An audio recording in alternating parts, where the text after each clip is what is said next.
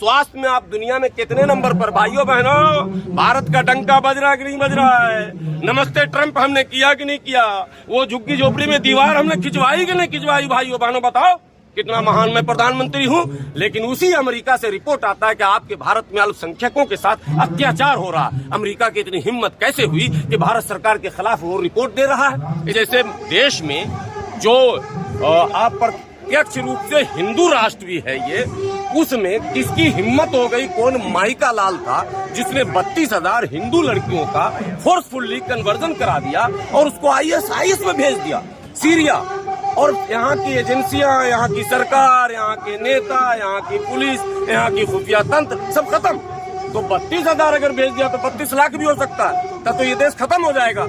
कि है ना, इस्तीफा दे दीजिए, सिंपल सा खेल है।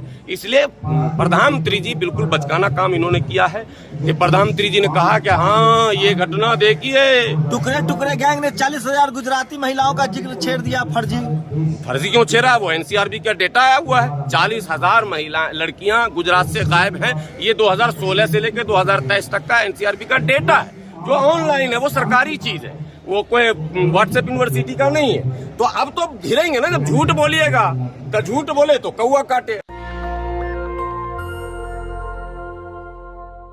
गुलाम सरवर जी, केरला स्टोरी पर क्या कहेंगे? देखिए, पहली बात तो ये एक फिल्म है, देश के लोगों को इस पर बहुत गंभीर होने की आवश्यकता नहीं थी। दुर्भाग्य से हमारे देश में अब हर चीज पर राजनीति होती है, तो फिल्म पर भी राजनीति हुई। और राजनीति तब होने लगी जब देश के प्रधानमंत्री जी इसका प्रमोशन करने लग गए, प्रचार करने लग गए। कर्नाटक में चुनाव प्रचार कर रहे थे, 4 साल तक उनकी सरकार वहां रही थी, केंद्र में 9 साल से उनकी सरकार है। मगर दुर्भाग्य से वहाँ के विकास, वहाँ के रोजगार, वहाँ की सड़क, वहाँ की बिजली, वहाँ की पानी का चर्चा न करते हुए केरला स्टोरी का जिक्र कर रहे थे। अब सवाल ये पैदा होता है कि अगर केरला स्टोरी सच है और 32,000 लड़कियां फोर्सफुली जो है कन्वर्टेड की गई हैं, कन्वर्जन का भी उसमें आरोप है, और साथ में ये भी आरोप है कि ISIS जैसे संगठन से जोड़ दिया गया। ये है कौन जिसने इस भारत जैसे देश में जो आप प्रत्यक्ष रूप से हिंदू राष्ट्र भी है ये, उसमें किसकी हिम्मत हो गई? कौन माइका लाल था जिसने 32,000 हिंदू लड़कियों का फोर्सफुली कन्वर्जन करा दिया और उसको ISIS में भेज दिया, सीरिया। और यहाँ की एजेंसियां, यहाँ की सरकार, यहाँ के नेता, यहाँ की पुलिस, यहाँ की खुफिया तंत्र सब खत्म। तो 32,000 अगर भेज दिया तो 32 लाख भी हो सकता है, तब तो ये देश खत्म हो जाएगा। प्रधानमंत्री जी, आप अगर समर्थन करते हैं तो पहला मुकदमा तो प्रधानमंत्री जी पे होना चाहिए। देश का मालिक कौन है? घर का मुखिया ये कहे। अच्छा, केरल में बीजेपी की सरकार नहीं है, केरल का मुख्यमंत्री रिस्पॉन्सिबल है, आप साबित कीजिए। प्रधान फिर गृह मंत्री रिस्पॉन्सिबल, कांग्रेसी और वामपंथी है वहाँ। अरे कांग्रेसी वामपंथी में ये देश का मुद्दा है ना, आप इसको पार्टी से मत जोड़िए ना। मुख्यमंत्री स्टेट हेड होता है और प्रधानमंत्री जो है वो राष्ट्र प्रमुख होते हैं। तो मुख्यमंत्री और प्रधानमंत्री दोनों कह रहे हैं। पूर्व 2 CM का बयान कोट किया जा रहा बार बार, आपको पता होगा 2 CM का बयान कोट किया जा रहा है। एक वामपंथी CM थे और एक कांग्रेसी CM थे, तो वो दोनों भी आ गए। और भारत के प्रधानमंत्री भी कह रहे हैं कि ऐसा हुआ है भाइयों बहनों।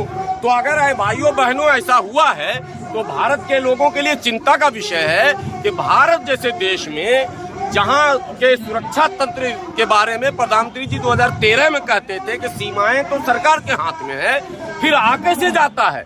तो 32,000 लड़कियों को धर्म बदलवा कर और सीरिया पहुंचाने वाला आखिर वो गैंग कौन है? दाऊद तो यहाँ है नहीं, वो तो भागा हुआ है। अब इस देश में कौन है? टुकड़े टुकड़े गैंग हैं। टुकड़े तो सरकार कहाँ है?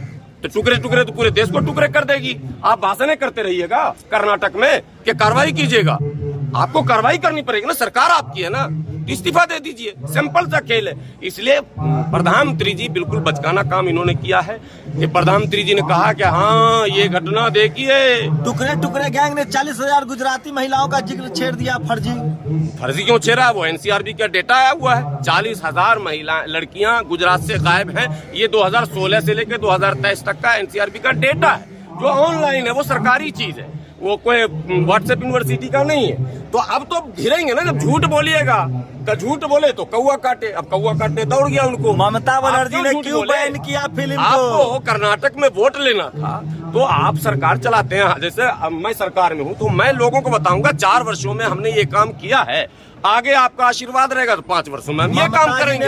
सिंपल सी बात है। आप बजरंगबली को भी लाए, आप केरला स्टोरी भी लाए, आप एक 91 गाली भी लाए, मगर आप बिजली पानी सड़क रोजी रोटी पढ़ाई लिखाई दवाई कमाई का चर्चा नहीं करेंगे जी, नहीं करेंगे जी भाइयों बहनों। देखो 91 गाली क्यों मुझे मिला, पहले इसका हिसाब मैं पहले नेहरू जी ये बताया कि क्यों 91 गाली दे रही है। पहले नेहरू ये बताएं कि यहाँ इस तरह की फिल्म, ये जो सारे फिल्म जिहाद कर रहे हैं, बैन क्यों लगाया, ये बना क्यों बम्बई में, कहाँ है वो फिल्म सिटी, फिल्म सिटी को खत्म कीजिए। ये सारा ममता बनर्जी ने रोक क्यों लगाया, ममता बनर्जी भी तुष्टिकरण कर रही है रोक के, और आप बढ़ा रहे हैं। अरे रोकने का क्या है, देखने दो ना, फिल्म है देखने की चीज है। टैक्स फ्री कर दिया। मैं तो कहता हूँ फिल्म में अमिताभ बच्चन को मरते हुए हम लोगों ने कई बार देखा, धर्मेंद्र को मरते देखा, गब्बर को मरते देखा, मर गया क्या? एक फिल्म में नाना पाटेकर एक बंदे को पकड़ के उंगली चूरता है, ठीक है, और बोलता है ये खून मिलाया, देखो हिंदू का खून मुसलमान का खून, उसका उंगली देखा कभी आप लोगों ने? जिंदगी में नहीं चुरा गया। टोटल फर्जी होता है, कल्पनाओं के आधार पर फिल्मों का निर्माण होता है। इससे तो 100 गुना बेहतर मुंशी प्रेमचंद्र की कहानियां थी, जो समाज की वास्तविकताओं को मैंने कहीं न कहीं झलका, उससे झलक आता था। नमक का दरोगा, जो पूस की रात, ये सारी कहानियां जो उस जमाने में थी उसमें दम था। आज की फिल्म में कुछ दम नहीं।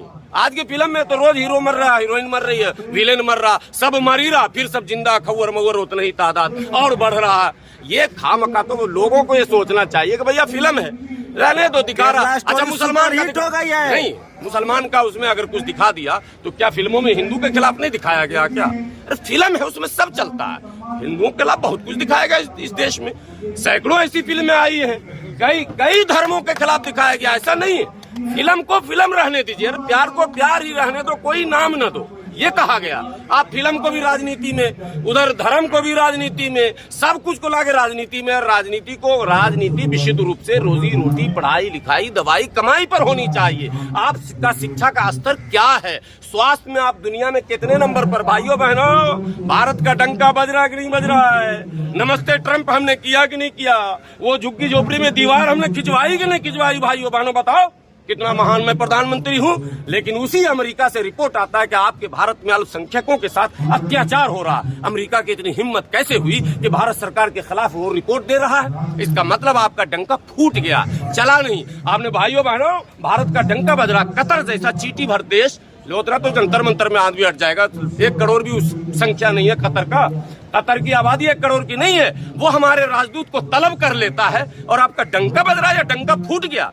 सच सुनने नहीं लोग न सुनना चाहते न बोलना चाहते। तो और मोदी कर रहे क्या पागलपरी देश के अंदर आ गया। देश को विकास में सबकी भूमिका होगी और सब लोगों को अपना दिमाग खोलना पड़ेगा, आंख खोलना पड़ेगा और दिल साफ करना पड़ेगा। हिंदू मुसलमान बनकर अगर देश चलाएंगे, देश विश्व गुरु नहीं बनेगा, भारतीय बनकर आपको देश को देखना होगा। और नेता हजारों नेता है देश में, सब हमारे गांव समाज में भी नेता है। केरला स्टोरी देखेंगे? नहीं, भक्ति नहीं। आप केरला स्टोरी देखेंगे? मैं फिल्म देखता ही नहीं, पहली बार। अनुराग ठाकुर के साथ सारे पत्रकारों ने देखा है। उनके पास काम क्या है? जो भी नेता भी योगी जी भी बोले हम भी जाएंगे, बड़े लोग हैं, उन लोग के पास क्या है? फिल्म ही उठ के उनके घर के आगे आ जाएगा। छोड़ो ना आप। वो एक केंद्रीय मंत्री बोलते थे कि पेट्रोल तो हमारा फ्री में भरा जाता है। याद आया डायलॉग? हमें क्या पता पेट्रोल का क्या रेट है, मैं तो गाड़ी भेज देता हूँ, भर के आ जाता है। उनका सब कुछ फ्री है, उनके चक्करों में पड़ी है। हमें रोटी भी कमाना पड़ता है, हमें दाल रोटी का इंतजाम, बच्चों के ट्यूशन का इंतजाम, बच्चों का फीस का इंतजाम सब करना पड़ता है। हम लोग पास फिल्म देखने का टाइम नहीं है। फ्री में दिखाया जाएगा तो नहीं देखेंगे, फ्री में दिखाया जाएगा तो। अरे घर में लैपटॉप है हमारे पास, हम लोग सोशल मीडिया से जुड़े हुए आदमी हैं, तो हमेशा जो। अच्छा, टिकट के साथ 15 लाख का चेक मिलेगा तो जाइएगा। हमको लग रहा है ये सरकार वो भी ऐलान कर सकती है, चूंकि ऐलान ही तो करना है। 2014 में ऐलान ही तो हुआ था, तो फिर लोग अपना खाता खुलवाते रहेंगे, जो बच गए वो फिर खुलवा लेंगे नया खाता और फिल्म भी देख लेंगे।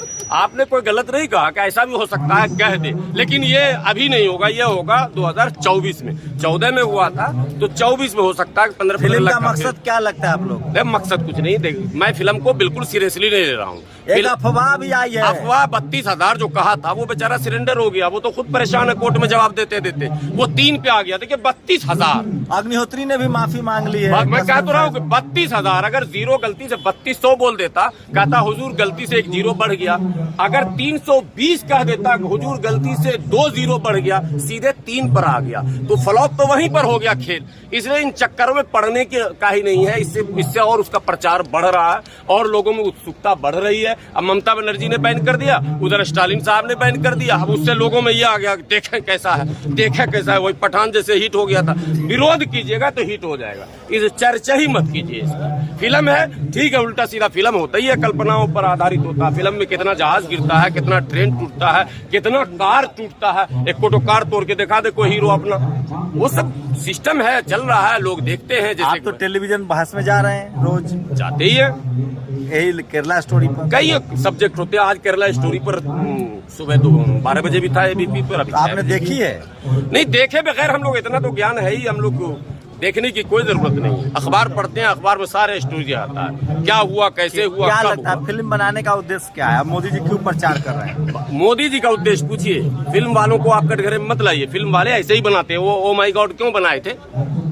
उनका उद्देश्य था कि हिंदुओं की भावनाओं को आहत करना है, और किया कि नहीं किया? उस फिल्म में है तो पीके क्यों बना दिया? अरे फिल्म बनाने वाले को हम नाम ही नहीं लेते, उनका उद्देश्य भी हम जानना नहीं चाहते। लेकिन कोई राजनेता जब मंचों से कहेगा कि ये देखो और ये समस्या असली है, अगर ये असली है तो कटघरे में तो आप ही हैं, क्योंकि मुखिया तो आप हैं, मालिक तो आप हैं।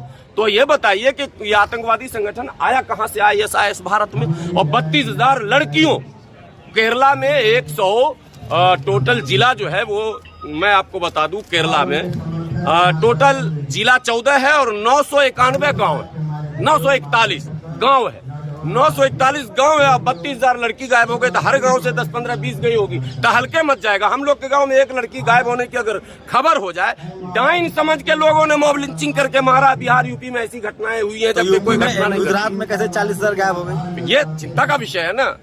हर आदमी को फिर बेटी बड़ा बचाव का मतलब, इसका मतलब सुबह शाम सब काम छोड़ के बेटियों की सुरक्षा करनी पड़ेगी।